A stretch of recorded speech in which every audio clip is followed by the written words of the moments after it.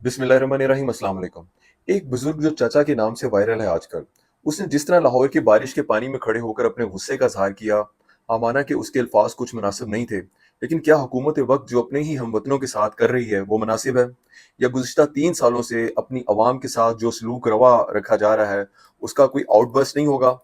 इस ज़मीन के जो मालिक बने हुए हैं, वो सुन लें कि आपने इन मजलूम गरीब अवाम के मुंह में ये अल्फाज खुद डाले हैं।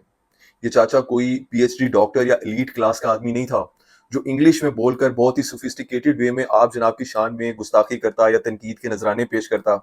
बेचारा एक नौकरी पेशा और मामूली मुलाजिम है जो सारा दिन मेहनत करके रिज़्क़ हलाल कमाता था, लेकिन इस बेचारे से इसकी नौकरी भी छीन ली गई। ये चाचा और इस जैसे बहुत से दूसरा मजदूर तबका ठेला फरोश जब शाम को घर वापस लौटते हैं तो आजकल उनको शहर की सड़कें, गलियां, घर सब पानी में डूबे हुए नजर आते हैं। और ऐसा हर साल होता है, लेकिन हुकूमत को कोई फर्क ही नहीं पड़ता, क्योंकि इससे सफर करने वाली क्लास इस चाचे की है जिसको पिछले 70 ईयर से इग्नोर किया जा रहा है। आपने कभी सोचा, बारिश सब पे बरसती है लेकिन पानी सिर्फ गरीबों के घरों में ही क्यों उतरता है? ये मानसून की बारिशें जब शहर पर बरसती हैं तो अमीरों की सोसाइटीज में हरी भरी घास जो है वो धुल जाती है, सड़कें निखर जाती हैं, गरीब बस्तियों की तंग गलियों में पानी के जौहर बन जाते हैं। गंदे पानी की बदबू और मच्छरों की फौज और बीमारियां गरीबों के नसीब का हिस्सा बना दी हैं आपने। कभी आपने नोटिस किया कि वही शहर, वही बारिश, लेकिन कुछ इलाकों में बारिश चंद लम्हों में गायब हो जाती है और कुछ इलाकों में हफ्ते तक ये बदबूदार पानी खड़ा रहता है। क्या गरीब के बच्चे को सांस लेने के लिए साफ हवा का हक नहीं है?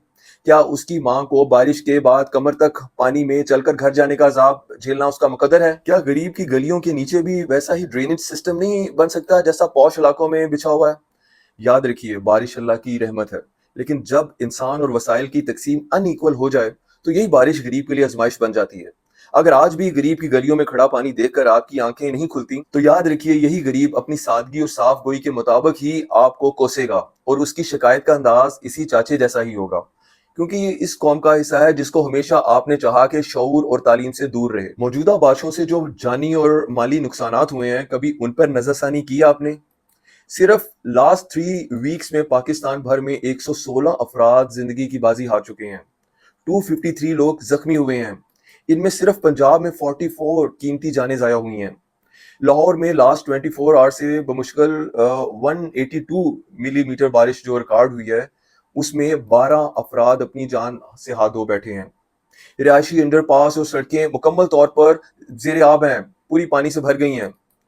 पंजाब में 22 अफराद एक ही रात में हलाक हुए, 61 जख्मी हुए। इसके अलावा छतें गिरने और बिजली के फेडर्स जो ट्रिप होने का वाकयात का सिलसिला वो कई घंटों तक जारी रहा। क्या इस तकलीफ को आप जनाब हाकिम आला महसूस कर सकते हैं? क्या आपने कभी सोचा, अगर ये सब आप पर बीते तो आप अपने आला ओहदेदारों, अपने हाकिमों को किन कलमात से नवाजेंगे? आपको एयर कंडीशन रूम्स और हाई क्लास प्रोटोकॉल में इन बेचारों का ख्याल आएगा भी कैसे, जो दरअसल असल में इस मुल्क के मालिक हैं? आप तो इस दुनिया के हर मुल्क में अपना एक महल बनाए बैठे हैं। इस चाचे बेचारे की एक नाजिबा गुफ्तगू से तो सारी सरकार की मशीनरी फौरन हरकत में आई और इसको पकड़ के निशाने इबरत बनाने चल पड़ी। लेकिन जगह जगह जो पानी खड़ा हुआ है उसको देखकर ऐसे इग्नोर करते हैं जैसे कोई दुश्मन के इलाकों में बिछी हुई लैंड माइन्स होती हैं। आज जो ये आला सरकारी कुर्सियों पर बैठे ताकत और मराद का मजा ले रहे हैं, आपने कभी नोट किया ये लोग कौमी तराने पर इस तरह सीना तान कर खड़े होते हैं और ऐसे दिखाई देते हैं कि जैसे इनके खून और इनकी सांसें, इनकी मौत और जिंदगी सब इस मिट्टी के लिए डेडिकेटेड हैं। लेकिन हकीकत यह है कि जैसे ही इनकी कुर्सी और ताकत का सूरज गुरूब होता है,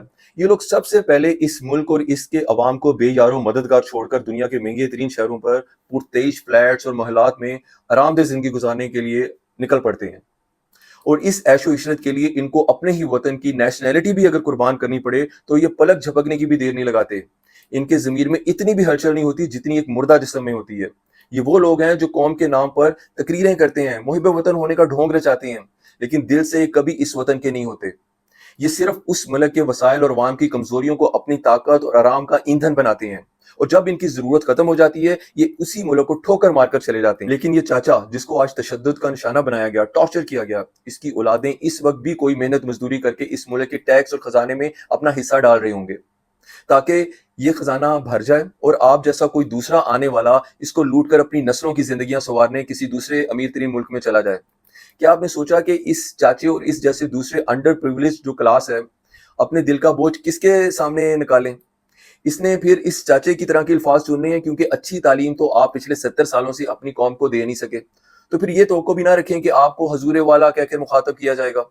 اس چاچے نے جو الفاظ کہے، جیسے کہ جو انداز اپنایا، اس کی مجبوری، اس کا درد، اس کا غصہ تھا، یہ اس نے وہی کہا جو اس کے دل میں تھا، جس زبان میں کہا وہ اس کا طریقہ تھا۔ آپ کو چاچے جیسے جو نسبتاً ایک ان پڑھ آدمی تھا، اس کے الفاظ نہیں، اس کی کیفیت کو سوچنا چاہیے تھا، اور اس کو ہائی مورال گراؤنڈ پہ ڈیل کرنا چاہیے تھا۔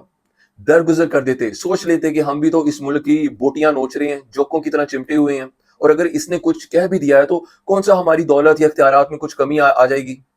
لیکن آپ نے اسے بھی ایسے اٹھا لیا جیسے کوئی دشمن ملک کا ایجنٹ ہو یا کوئی جاسوس ہو۔